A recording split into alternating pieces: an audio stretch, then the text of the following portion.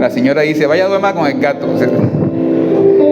Le he fallado también a mis hijas y me he fallado también a mí mismo, ¿cierto? Uno también se falla a sí mismo en su propósito, ¿cierto? En aquello que uno pensó que era. Pero aquí estamos, ¿cierto? Como decíamos el domingo, esta es una comunidad de gente rota. Aquí no hay gente perfecta.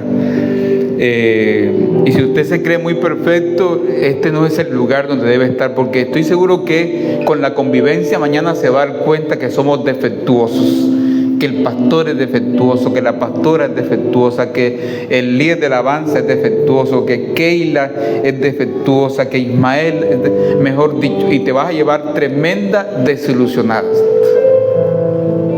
Así que yo les digo eso para si nos está visitando aquí por primera vez, aquí todos somos defectuosos. Anhelo conocerte, diga conmigo, anhelo conocerte, Espíritu Santo. Anhelo siempre estar cerca de ti. Anhelo siempre estar cerca de ti. Una vez más, anhelo conocerte, dile. Anhelo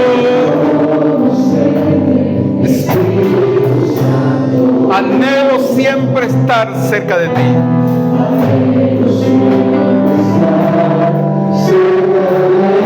Mas yo sé que te he fallado, dile. Mas yo sé que te he fallado. Tu presencia descuidado. Ven y limpia todo lo que hay en mí, como paloma con tu gracia, dile, como paloma, hoy desciende como aceite derramado,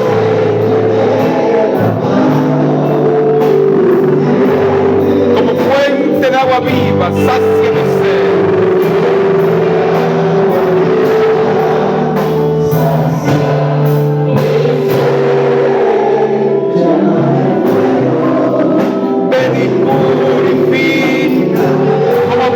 Con tu gracia, dile, como paloma, hoy desciende como aceite derramado.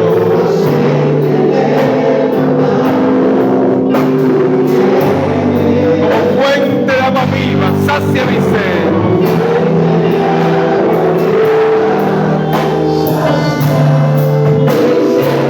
Oh, llama.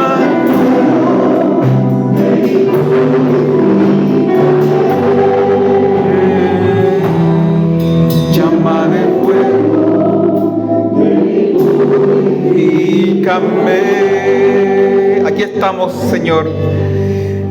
Invocamos tu presencia esta mañana. Que tu presencia venga sobre nosotros, sobre la vida de los nuestros, de nuestras familias, de nuestras parejas, de nuestros hijos, sobre los escenarios en los cuales nos movemos, laborales, académicos, familiares, en la calle, en la cuadra. Ven sobre la vida de esta ciudad, Señor. Visita esta ciudad con tu poder. En todas partes, de norte a sur, en cada una de las 3 localidades, la ciudad sea visitada por ti, por tu presencia. Visita este país, Señor, desde la Guajira hasta el Amazonas, desde ese cachito allá en el mapa, la Guajira allá arriba hasta abajo. Tu presencia visita este país. Dice Salmo 104, envías tu espíritu y todo lo renuevas. Ven a traer renovación esta mañana. En el nombre de Jesús. Amén. Brinden un fuerte aplauso al Señor otra vez. Amén.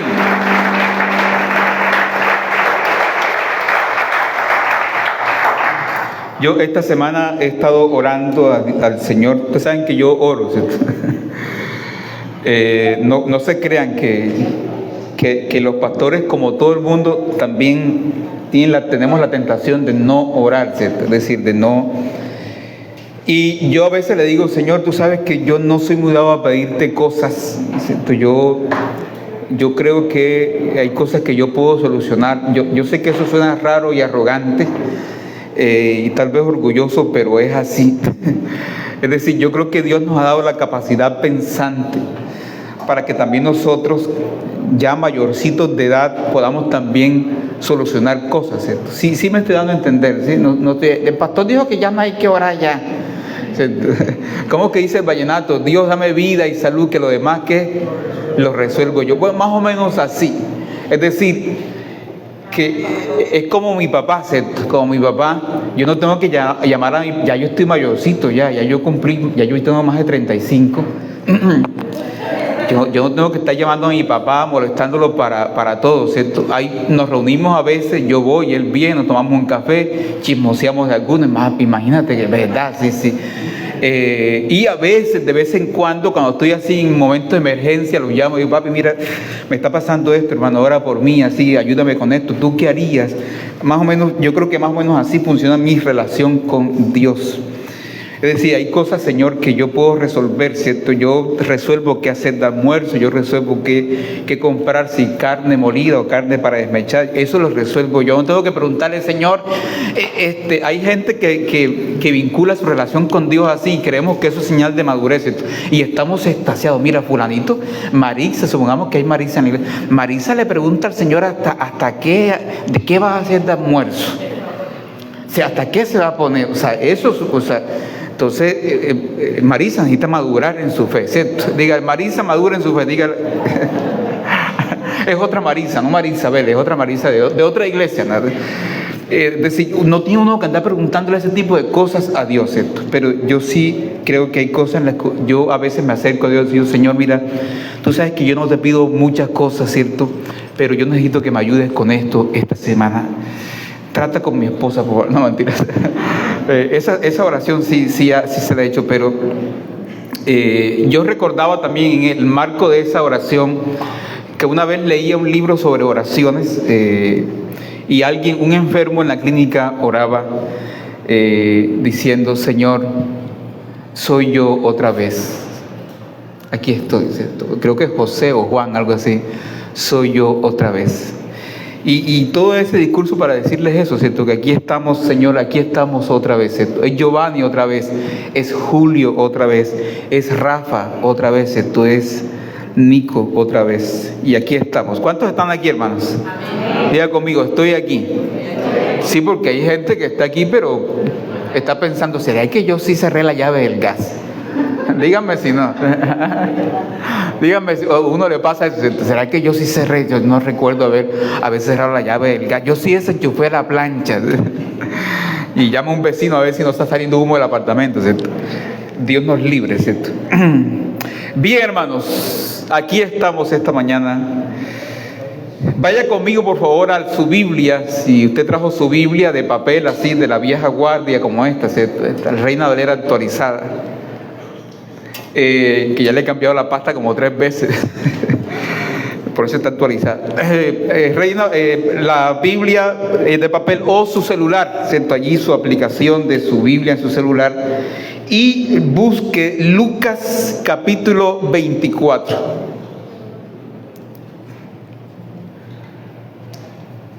Esta semana hemos recibido noticias no tan positivas de algunos hermanos, ¿cierto? De familiares. Y eso también nos atraviesa el alma, ¿cierto? Nos atraviesa el corazón. Uno quisiera que las cosas estuvieran bien, que nadie muriera, ¿cierto? Que nadie enfermara, que nadie estuviera hoy en la clínica, ¿cierto? Cuidados intensivos, en cuidados intermedios, que nadie le hubiese dado un yello ayer y estuviera hoy en la clínica. En fin, uno quisiera eso, pero la vida no es así, no es tan lineal, sino que tiene sus altos y sus bajos. Y este texto de Lucas capítulo 24, versículos 13 en adelante, nos cuenta qué es lo que pasa en el corazón de 2 personas frente a las pérdidas y cómo procesan su duelo. ¿Qué nos pasa a nosotros cuando estamos frente a la pérdida, ¿cierto?, de un ser querido? En este caso es un ser querido. Ellos pierden a Jesús. Y no solamente es un ser que amaban, sino también había un proyecto, y era un proyecto político, ¿cierto? Es un proyecto de liberación. Por eso dice en alguna parte, nosotros esperamos que Él era el que había de redimir, de salvar a Israel. Hay un movimiento filosófico en el país, no es muy conocido, pero se llama el nadaísmo. Y el nadaísmo es la nada. Yo conocí en Medellín varios nadaístas y me relacioné con varios nadaístas. Gonzalo Arango es el fundador, ya murió. Y el nadaísmo surge porque Jorge Eliezer Gaitán, ¿se acuerdan de Gaitán? Sí. Hace rato, lo que se acuerdan ya están, tú sabes. Sí, claro, yo me acuerdo, eso fue me acuerdo como si fuera ayer. Entonces el nadaísmo nace porque Jorge Eliezer Gaitán es asesinado, ¿cierto? Y había todo un pueblo que tenía una esperanza puesta allí. Y entonces cuando Gaitán es asesinado, y entonces este grupo de personas dice, ¿y ahora qué nos queda, cierto? Y ahora nos queda la nada, ¿cierto? Entonces nace allí el nadaísmo. Interesante. Entonces, ¿qué queda después de la pérdida, cierto? ¿Qué viene? ¿Qué pasa ahí en el alma?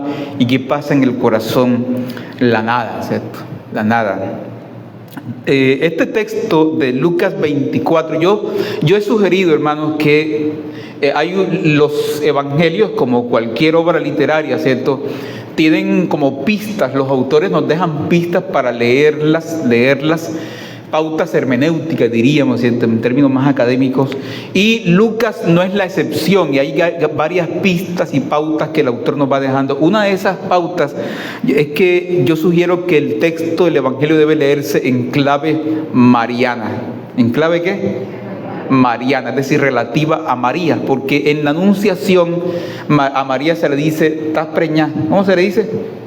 Estás preñada. El ángel le dice en versión popular, ¿cierto? En versión, y has concebido, esa es versión Reina Valera, pero en popular, estás preñada. El ángel le dice, estás embarazada, pero María, ¿qué hace? María se dice que es una jovencita campesina de más o menos 16 años. ¿Qué hace ella? Ella no dice enseguida, amén, gloria a Dios, santo es el Señor. No, ella no hace eso. Ella discute, ella cuestiona. Ella dice, ¿cómo así? Si yo no me he acostado con hombre alguno. Y entonces, después de esa discusión, la pregunta abre la posibilidad para la pedagogía, ¿cierto?, divina. Entonces el ángel le dice, lo que pasa es esto, esto y esto. Y es solo después de la pregunta y la pedagogía que entonces María dice, he aquí tu sierva, hágase conmigo conforme a tu palabra. Entonces esa es la clave mariana, ¿cierto? Ponernos esta mañana, no necesariamente discutir, ¿cierto? Luchar. Díganme cuántos de ustedes no han luchado con la palabra de Dios. ¿Cuántos no han luchado con el mensaje de Dios? Es decir, no somos diferentes. El texto no está ahí para decirnos, no cuestiones. El texto está ahí para decirnos, así somos nosotros cuando nos encontramos frente a mensajes de Dios y vocaciones y llamados de Dios que creemos nos sobrepasan. También somos como María y también deberíamos ser como María. Ojalá para que nos librásemos de tanta manipulación espiritual que hay hoy en nombre de Dios. Es decir, no digas amén rápidamente a todo. Estoy pensando en el almuerzo, ¿no? En el toyo. No digas amén a todo lo que aparentemente viene de parte de Dios. Sé como María, pregunta, cuestiona, indaga, ábrete a la pedagogía y después entonces sí, ¿qué? Amén. Vamos bien con eso, hermanos, ¿sí? Entonces, leer el Evangelio en clave mariana significa eso, ¿cierto? Que después de haber entrado a esa pedagogía de la pregunta, entonces me abro, ¿cierto?, a la posibilidad de ser siervo de la palabra. Aquí estoy, Señor, al servicio de tu palabra. Tal vez ustedes esta mañana estarán luchando con eso, con algunos llamados y algunas vocaciones que creen vienen de parte de Dios, pero que los sobrepasa, ¿cierto? Y han preguntado y han cuestionado, y eso está bien, no te sientas mal por eso. El miércoles creo que lo decíamos en el ayuno, los relatos que están allí de que Pedro negó, que el otro y eso, no son relatos que están allí para decirnos, no seas como Pedro que negó al Señor. No, son relatos que se escriben para comunidades que estaban siendo perseguidas, atacadas, algunos habían negado al Señor. Son relatos que están ahí para decirnos, somos como Pedro, pero si has negado al Señor, no te preocupes, Él sigue citándote y sigue convocándote y sigue creyendo en ti. Entonces no nos demos tan duro, hermano. ¿De acuerdo? No nos demos tan duro. También somos como Pedro. También hemos negado. También somos como Judas. También hemos vendido al Señor. Es más, si somos honestos con el relato evangélico, Judas hace más que Pedro. Judas va, devuelve el dinero, se arrepiente, dice. Pedro ni siquiera es capaz de verbalizar eso. Judas va, devuelve. Pedro es buscado después de la resurrección y se le saca la confesión. Entonces, ¿por qué digo eso, hermano? Porque luchamos con la fe, ¿cierto? Luchamos con nuestras dudas y frente a la presión a veces que se ejerce, el texto evangélico dice que Pedro negó al Señor. Creo que el evangelio de Marcos lo dice y Marcos es maldadoso, ¿cierto? La maldad le pone, dice, y salió una sierva, una esclava, y ni siquiera Pedro, el gran Pedro, fue capaz de sostener su fe, no ante el Herodes, no ante Pilatos, no ante el Sanedrín, ante una esclava. Porque así somos. Y aquí tenemos este relato esta mañana, ¿cierto? Un relato de sanidad, un relato humanamente escueto. 11 kilómetros, dice el versículo 13, y he aquí, 2 de ellos iban el mismo día, viene narrando, ¿cierto? El mismo día es el día de la resurrección, el primer día de la semana, que en el Evangelio no solamente es una indicación cronológica temporal, sino que también es una indicación teológica, ¿cierto? Es decir, un nuevo comienzo con la resurrección. Dice, iban el mismo día a una aldea llamada Emaús, que estaba a 70 estadios de Jerusalén. Eso es en español 11 kilómetros, más o menos lo que tienen versiones más actualizadas va a decir eso, más o menos 11 kilómetros. 11 kilómetros ¿para qué? 11 kilómetros iban caminando así, ¿ve? Ahí trajimos esa foto que nos mandaron directamente allá. Pero en ese tiempo no falta quien diga eso. En ese tiempo no había foto, el pastor sí echa embuste. Entonces iban caminando 11 kilómetros ¿para qué? Para narrar la tragedia, ¿cierto? Para narrar la tragedia. Iban hablando entre sí todas aquellas cosas que habían acontecido. Este texto primero dice, iban a Emaús, narrando la tragedia, ¿cierto? Después en el centro pasa algo y es el encuentro con Jesús.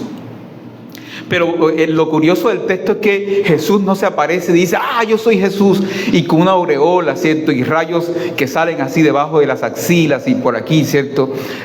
No es ese Jesús, sino que vamos a verlo ahorita, aparece como un caminante, un peregrino también, que se une y les pregunta, oye, ¿y qué? ¿Cómo estuvo la semana? Me encanta ese Jesús, ¿cierto? A mí me encanta el Jesús ese. Es decir, ese es el Jesús que yo espero. No el Jesús que aparece y con rayos láser. El Jesús que yo espero es este. Que se sienta conmigo al café, que me llama durante la semana y me pregunta, ¿cómo ha estado tu semana? ¿Cómo van las cosas por allá? Cuéntanos. Jesús aparece y entonces ellos le cuentan las cosas, ¿cierto? Pero son 11 kilómetros, tal vez no vamos a leer el texto porque vamos a centrarnos en otra cosa que quiero que veamos. Vamos a leer todo el texto, pero son 11 kilómetros para narrar la tragedia. Luego se encuentran con el resucitado que descubren al partir el pan. Curioso, ¿cierto? Cuando se parte el pan, entonces descubren y dicen, el man está vivo. Pero él desaparece, ¿cierto? Y entonces ellos llegan a la conclusión, claro, este es esto. Y entonces ahora van a Jerusalén, 11 kilómetros de vuelta, ya no para narrar la pérdida, sino para narrar la sanidad. Han sido sanados, y la teología han sido sanados, porque esperaban que Jesús fuera de una manera, pero Jesús y Dios aparecen de otra manera. Hay que sanar también la teología, ¿cierto? La visión de Dios, y especialmente a través de Jesús. Pero mire, aquí está esto que quiero dejar en ustedes esta mañana, así como, ¿cierto? Allí, como el hierro en el ganado, ¿cierto? Allí estampado. Y es lo siguiente: nosotros, la iglesia, vive, es una pregunta, bajo el sello de la tristeza del viernes de crucifixión, o bajo el sello de la alegría del domingo de resurrección.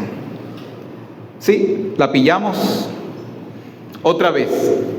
La iglesia vive su experiencia de fe, su experiencia humana, su experiencia cristiana desde el sello de la tristeza del viernes de la crucifixión, o vivimos desde el sello de la alegría del domingo de resurrección. ¿Qué caracteriza a la iglesia? A veces parece que vivimos bajo el sello de la tristeza del viernes de resurrección, de crucifixión, ¿cierto? Y andamos así, ¿cierto? Con las caras largas y serios, ¿cierto? Y ay, ¿qué pasó? No, lo que pasa es que él es evangélico ahora. Ah, ya, no lo toques, ¿cierto? No te acerques, ¿cierto? Gente, uno conoció personas, ¿cierto?, que otrora, es decir, en otra ocasión eran alegres, dicharacheros, joviales, pero dejó de verlos un tiempo, se encontró con ellos otro tiempo, ¿y qué pasó? Ya los encontró distintos, ¿cierto? Una cara así larga, aburridos, ¿cierto? Aquí esto arrugado. Ay, ¿qué te pasó, hermano? No, el Señor me encontró. Mira, mejor que no te hubiese encontrado. Mejor que te hubiese dejado así, perdido, ¿no? El Señor me encontró, ¿cierto? Mire, hermano, el Cristo, el varón de dolores, ¿cierto?, según Isaías, es también el hombre de la alegría, ¿cierto? De hecho, Jesús fue criticado por eso en los evangelios, porque se juntaba con los pecadores, con las prostitutas, en las fiestas estaba él. Fue acusado de comedor y bebedor. A propósito, acusación que Jesús no niega. Jesús no dice, no, es que yo pasaba por ahí y un amigo me chifló y yo llegué. Un amigo me dijo, llega. No, Jesús dijo, es que esa es la gracia, ¿cierto? Es que yo estoy aquí es para salvar a la gente, no para aislarme y perder a la gente. Entonces sí, el amigo sí me dijo, llega, y yo estoy aquí, ¿cierto? Entonces, seguimos leyendo el texto, ¿sí? Versículo 15, sucedió que mientras hablaban y discutían entre sí, Jesús mismo se acercó y caminaba con ellos, mas los ojos de ellos estaban velados. ¿Para qué? Para que no le conoces. Eso es una de las cosas que nos pasa en el duelo, hermano. ¿Qué nos pasa en el duelo? Cuando recibimos una mala noticia, sí, una noticia que no esperamos, especialmente de muerte de seres queridos, seres hermanos, ¿qué nos pasa? ¿Ah? Negación, ¿cierto? ¿Cierto? En la dinámica del duelo se llama eso, ¿qué? Negación. Y entramos en negación, ¿cierto? Y entonces yo recuerdo que cuando falleció nuestro hermano William Viera, ¿cierto?, y fuimos ahí a asistir ahí en el sepelio, y la hermana Julia tiempo después me preguntó, pastor, yo no vi a fulanita de tal en el sepelio. Yo dije, hermana Julia, ella sí estaba, pero ¿qué pasa? Que ella tenía sus ojos, ¿qué?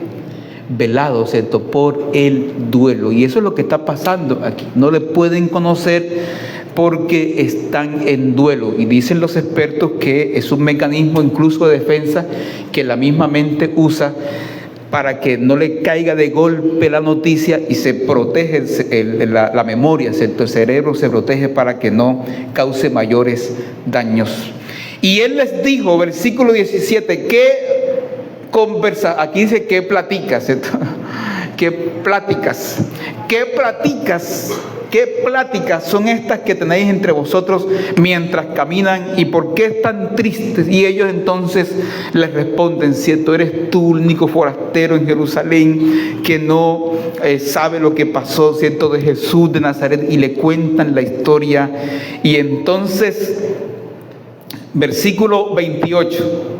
Llegaron a la aldea donde iban y él hizo como que iba más lejos, mas ellos le obligaron a quedarse diciéndote, quédate con nosotros porque ya es tarde y este barrio por aquí es peligroso, ¿cierto?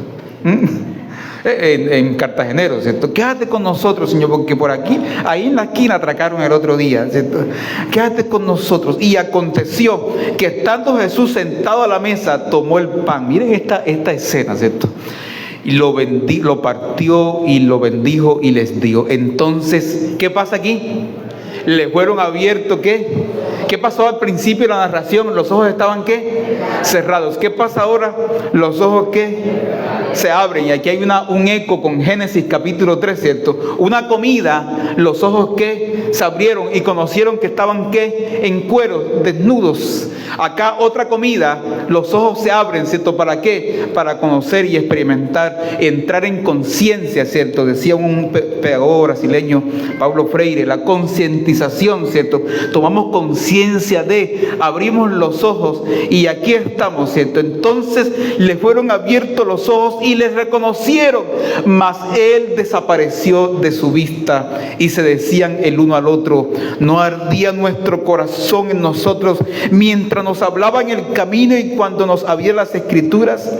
Y levantándose, entonces se fueron a Jerusalén para contar a los demás la buena noticia, ¿cierto? Pero ahí, chévere esa escena, ¿cierto? Profunda esa escena. Al partir el pan, ellos conocieron a Jesús. Yo creo que lo voy a decir al final, pero por ahora, por si las moscas. Miren, me voy para acá y escuche bien esto. Los que están dormidos, despiértense, por favor. ¿Ya? La experiencia de Dios. Yo quiero convencerlos de algo aquí que yo creo que yo no he logrado convencerlos en 13 años. Hagamos una encuesta. Pero la experiencia de Dios y de Jesús es más digerible, aceptable, entrable, aprendible cuando se da en contextos de amistad y de mesa. ¿Sí? O sea, es decir, qué chévere que cojas el megáfono y prediques en el semáforo de la Castellana. Excelente, yo no lo haría. Admiro tu valentía. Pero ¿sabe quién te está parando bola? Nadie. Pero qué bonito que invites a los amigos y que al compartir la mesa puedas hablar de Jesús. Y ese discurso es más creíble, ¿cierto? Es más, incluso la amistad da permiso para. Mire, yo hago parte de una tradición de fe donde traíamos evangelistas todos los meses a la iglesia. El evangelista se iba con su pecho erguido diciendo, se convirtieron 20, se convirtieron 30 ya en la iglesia del pastor Pablo, ¿cierto? Y uno quedaba acá y uno decía, ¿y dónde están? ¿Dónde están esos 30? Porque generalmente las conversiones no acontecen así, hermano. Eso fue un movimiento que surgió en Norteamérica, pero en términos generales las conversiones suceden ahí en la sencillez de la mesa. Vamos bien hasta aquí, hermano, ¿sí? ¿Sí? Entonces, la experiencia de Jesús es que más digerible, más aceptable. Por eso el fenómeno de los grupos familiares, entre otras cosas, de las células, dio buenos resultados y aún sigue dando buenos resultados. Una célula familiar donde yo invito no a desconocidos, sino amigos, un día a la semana, un día cada 15 días, un día al mes. Ahí compartimos, como dicen los cachacos, un algo, unas onces, ¿cierto? Y allí en medio de ese compartimiento hablamos y compartimos de Jesús. Eso funciona, eso es funcional. ¿Por qué? Porque es a través de la amistad, ¿cierto? Ahora sí, yo quisiera decir frente al texto, en estos 15 minutos que hacen falta, 3 cosas. Y voy a leer para ser más concretos, ¿de acuerdo? Voy a leer para ser más concretos. Primera, un camino, 2 lecturas. ¿Se acuerdan de aquella novela que se llamaba, ¿cómo era? ¿Cómo? 2 mujeres, un camino. Oh, caramba, Shirley. Están las jugadas, ¿cierto? Hasta la canción de 2 mujeres. Yo estaba muy peladito, ¿no? Un camino, 2 lecturas. Miren, 2 lecturas caminan la ruta que va a Emaús. Una, la de los discípulos frustrados y decepcionados, es la lectura desde el poder. Ellos no pueden encajar 2 eventos: Mesías, Salvador y cruz. No es posible. Si es el Mesías, no puede estar crucificado. Si está crucificado, no puede ser el Mesías. Si es el Mesías, no puede estar en la tumba. Si está en la tumba, no puede ser el Mesías. ¿Qué haces tú cuando el mismo Dios te decepciona? ¿A cuántos lo ha decepcionado aquí Dios? Dígame la verdad. Uno sin Señor que el Señor yo esperaba, y a veces lo que hay detrás no es el mismo Dios per se, por sí mismo, sino nuestra teología, es decir, nuestro saber de Dios, nuestra creencia de Dios. ¿Qué haces cuando el mismo Dios te decepciona? Eso no puede encajar. ¿Cómo así? Hay un texto que a veces nosotros leemos de manera muy alegre, pero si lo ponemos en contexto, ese texto es peludo.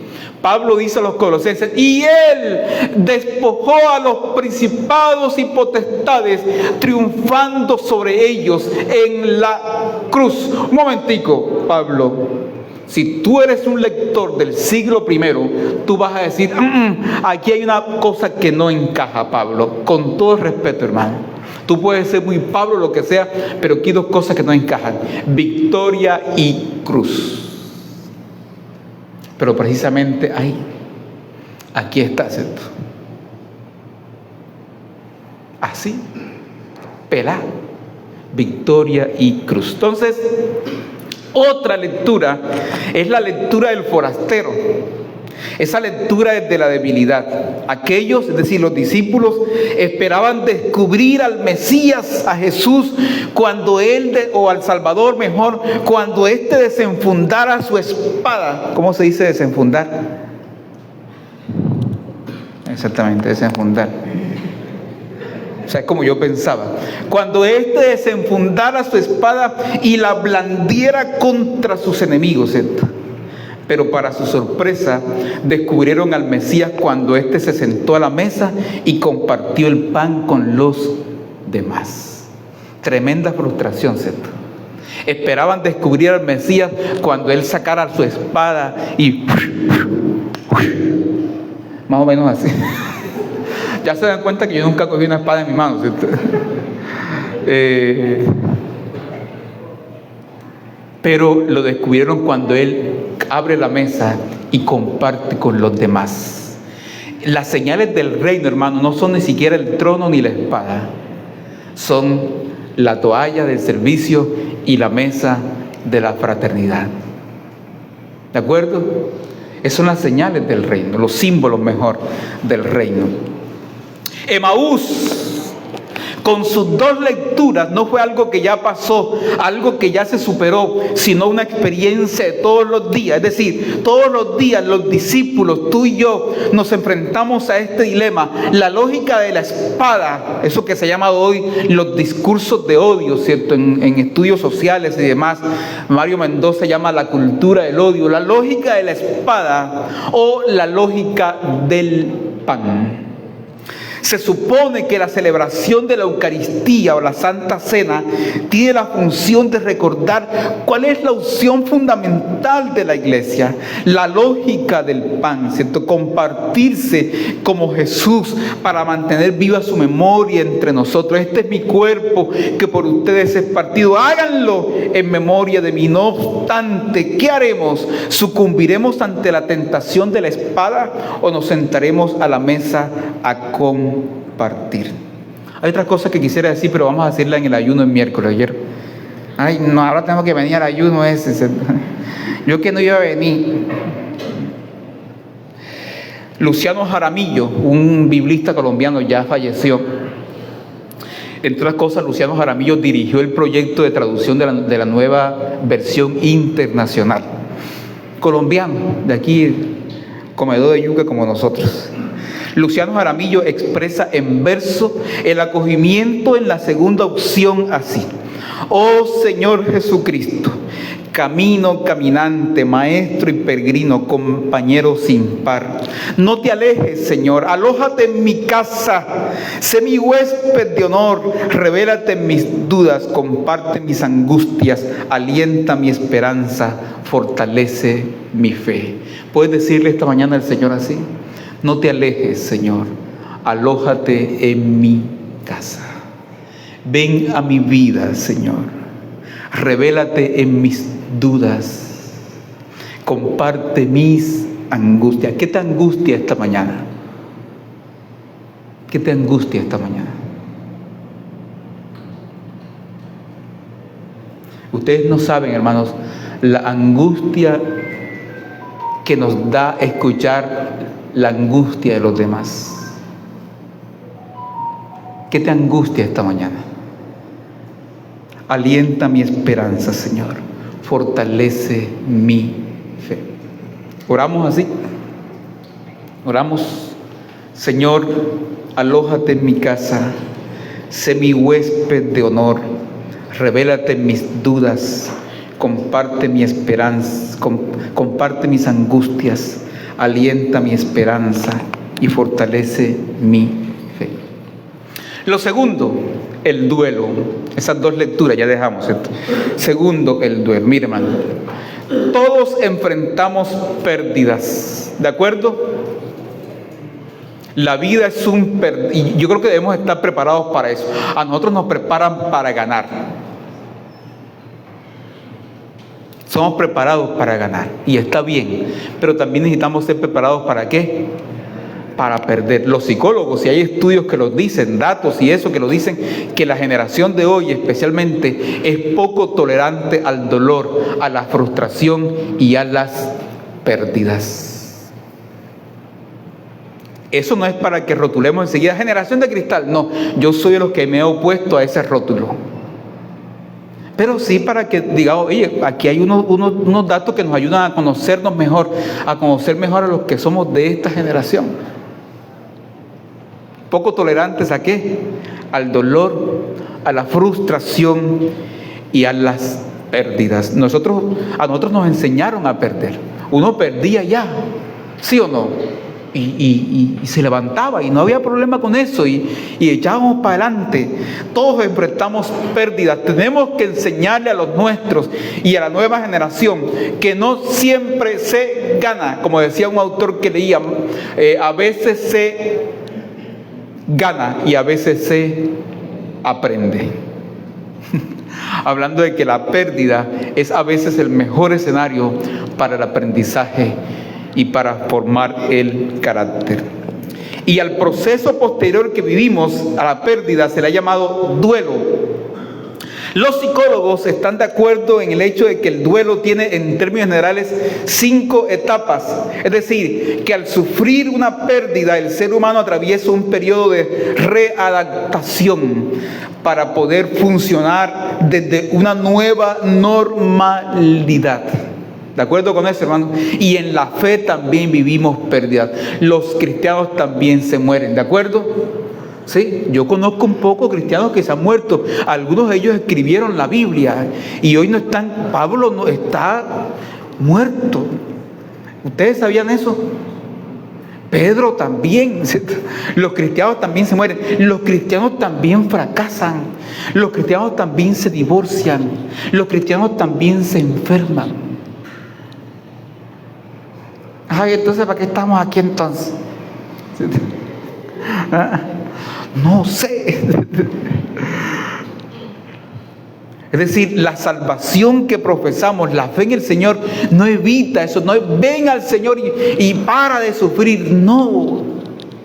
Ahora tienes conciencia de que sufres con el Señor, ¿cierto? De que Dios está a tu lado, de que no te abandona, de que la muerte no tendrá la última palabra, de que habrá resurrección, de que Dios está con nosotros. Pero eso no evita la dificultad. Sufrimos pérdidas. Ante la pérdida, procesar el duelo y después del duelo, readaptarnos para vivir ¿qué? Una nueva normalidad. El Evangelio llama a eso resurrección. Los discípulos en el camino de Emaús perdieron su teología, perdieron su forma de ver a Dios, resucitaron a una nueva realidad. Y aquí estamos hoy, ¿cierto? También nosotros, a veces, todos hemos caminado ese camino como los caminantes a Emaús, el camino de la decepción. El camino de la desilusión, el camino de la frustración. Ellos dicen en una parte, nosotros esperábamos el camino de la desesperanza. Yo esperaba que fuera de otra manera, ¿cierto? Yo esperaba que mi abuelita mejorara, ¿cierto? Yo esperaba que mi matrimonio se salvara, ¿cierto? Yo esperaba que mis hijos fueran de esta manera, pero salieron de otra manera. Yo esperaba que el pastor yo esperaba permanecer en esa empresa hasta la jubilación. Yo esperaba pasar en ese concurso. Yo esperaba ganar esto, ganar lo otro. Nosotros esperábamos. Todos hemos caminado y transitado el camino de la decepción y la desilusión. Todos hemos elaborado alguna vez ese frustrante nosotros esperábamos. La frustración llega a la vida y tenemos que estar preparados para eso. ¿Cómo se sana la frustración? ¿Cómo se sana en el relato de Emaús? ¿Cómo se sana la desilusión? ¿Cómo se sana? Se sana caminando, se sana conversando, se sana escuchando y se sana compartiendo. ¿De acuerdo? ¿Escucharon eso? ¿Cómo sanamos? Sanamos caminando. ¿Sanamos qué? Conversando. ¿Sanamos qué? Escuchando. Y sanamos compartiendo. Tal vez ese diálogo, esa escucha, ese camino, ese compartir, entonces nos abra una lectura distinta de esa realidad. Eso es lo que pasa con Jesús. Entonces ellos tienen que entender ahora que Jesús ya no es el de la espada en la mano, sino el de la mesa. Y al partir el pan, qué bueno que no diga, y cuando sacó la espada, ellos dijeron, es Dios, ¿cierto? Cuando sacó la espada, ¿cierto? Cuando apuntó el fusil y los cañones frente al enemigo, es Dios, ese es Dios. No. Cuando partió el pan y compartió con los demás, Dios está aquí, dijeron ellos. Y entonces fueron sanados, ¿cierto?, de la pérdida. Como he dicho yo en otro acercamiento que hice al libro de Ruth, ¿se acuerdan? Yo decía que nos vamos a recuperar de la pérdida, pero no recuperaremos muchas veces lo perdido. ¿De acuerdo? Lo que se perdió, ¿cierto? Nos recuperaremos de eso, ¿cierto? Pero no recuperaremos a veces lo perdido. Y la tercera, ya para cerrar, la lógica del pan. Me llama la atención el texto antes de la lógica del pan, que aunque los discípulos, y este es otro acercamiento que he hecho en otra lectura del texto, los discípulos, aunque ellos se alejan de la comunidad, el Señor no se aleja de los discípulos. Digo eso, hermanos, porque tal vez muchos hoy no vienen, ¿cierto? Eso no significa que Dios se ha alejado de ellos, ¿de acuerdo? Y nosotros usamos una frase como mecanismo de compensación. Es hasta un versículo bíblico, de hecho, y si es bíblico, es como magia, ¿cierto? ¿Cuál es el versículo bíblico para esos que no vienen ya? Se está cumpliendo la palabra. Estaban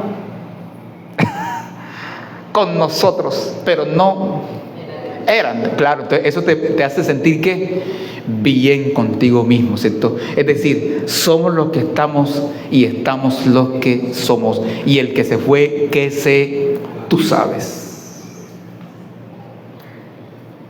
¿Ustedes se imaginan que el pastor de la parábola de la oveja perdida hubiese dicho eso?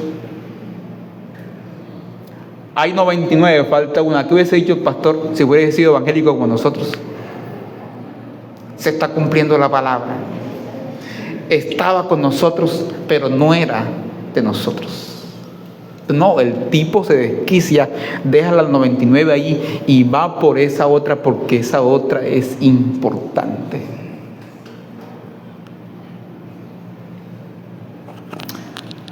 Entonces, tal vez sí es de nosotros y es de los nuestros, pero está pasando por un momento difícil.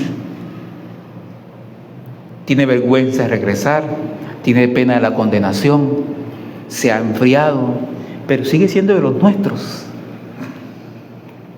Como un típico papá judío que en la mesa tomaba el pan y lo bendecía y lo repartía. ¿Recuerdan la escena, cierto, de Lucas 22, donde él parte el pan y entonces ellos reconocen y dicen: este es Jesús, este es Jesús? Y nos acercamos a la mesa a veces, ¿cierto?, para recordar eso, y el texto que leemos a veces de 1 Corintios dice: examínese cada uno a sí mismo y tome del pan, porque el que toma indignamente, ¿cierto? Y alguien me preguntaba: ¿qué es tomar la cena indignamente? ¿Es haber pecado? No. Nadie tomaría la Santa Cena, ¿cierto? ¿Qué es tomar la cena indignamente? Es, en el texto, no discernir el cuerpo de Cristo, es decir, la comunidad. La iglesia celebra la cena a veces, pero la comunidad, pero no somos a veces una comunidad o un cuerpo orgánico. Los mismos vicios de la sociedad marginadora y clasista de Corinto la estaban trayendo ellos a la celebración de la Santa Cena. Y Jesús, cierto, aparece allí. A partir el pan, reconocieron.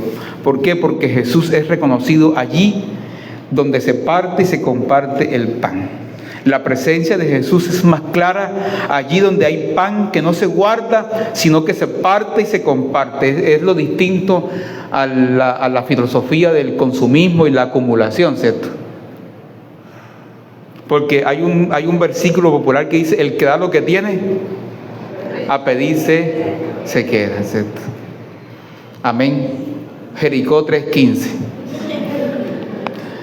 Pero el texto dice, el evangelio que dice: sean generosos los unos para con los otros. El que da lo que tiene a pedir se queda. Allí donde se comparte el pan que no se guarda, allí está la presencia de Jesús.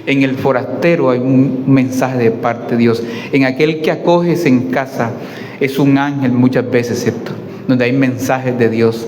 Y a veces estamos esperando que Dios nos hable directamente. He aquí, Ronald, hijo mío, ¿cierto? Pero resulta que más bien ahí el corazón, ¿cierto? Viene hablando Dios, o a través de una persona, ¿cierto? Hermanos, que Dios nos continúe bendiciendo. Brinden un fuerte aplauso al Señor. Amén.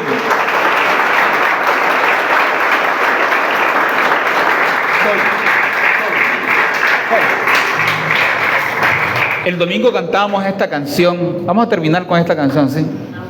El Señor es mi pastor. El Señor es mi pastor. Nada, dile, nada me faltará. Oh, Él es mi pastor.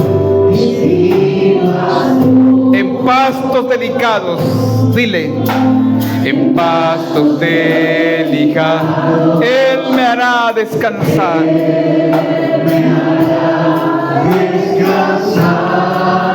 Junto a aguas de reposo, junto a aguas de reposo, me pastoreará,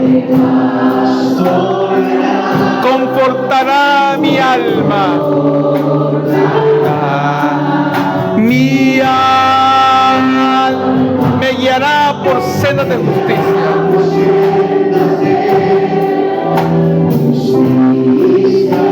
Por amor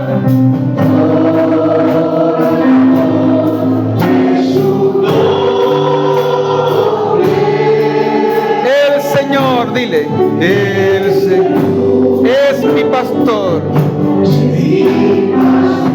Nada me faltará, nada me faltará, nada me faltará, nada me faltará. Señor, gracias por esta mañana, Señor, gracias por este tiempo. Mira a todos aquellos que recorremos esta semana el camino a Emaús, no el camino a Jerusalén, ya con la realidad transformada, releída, sino el camino a Emaús con nuestras mentes embotadas, nuestros ojos cegados por el duelo, por la pérdida. Que tu presencia, Señor, nos acompañe. Aunque no te distingamos de golpe, Señor, aunque no lo discernamos de golpe, aunque no lo sepamos de golpe, que tu presencia nos acompañe en este camino, Señor. Y recordamos a algunos de nuestros hermanos que transitan el camino hacia allá. Recordamos a los enfermos, a Ana María Ledesma, a Daniela Cortés, a Candelaria Vargas, para que tu presencia se glorifique en ellas, pero también en la vida de aquellos que les acompañan. Que tu presencia traiga ánimo, traiga fuerza. Y a todos aquellos que atraviesan duelos por la partida de seres amados, de seres queridos, tu presencia traiga consuelo, ánimo y fuerza. Gracias por este tiempo, Señor. Gracias por esta mañana. En el nombre de Jesús, nuestro Señor. Amén. Bríndale un fuerte aplauso al Señor. Gloria a Dios.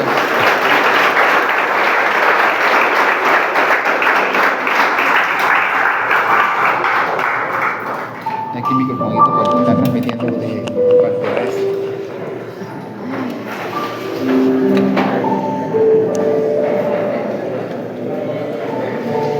Gloria a Dios por su palabra,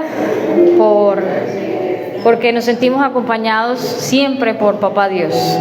Entonces, bueno, vamos a pasar al tiempo de diezmos y ofrendas, ¿sí? Aquí pues en 2 de Corintios 9:7 les dice: cada uno debe dar según lo que haya decidido en su corazón y no de mala gana o a la fuerza, porque Dios ama al que da con alegría.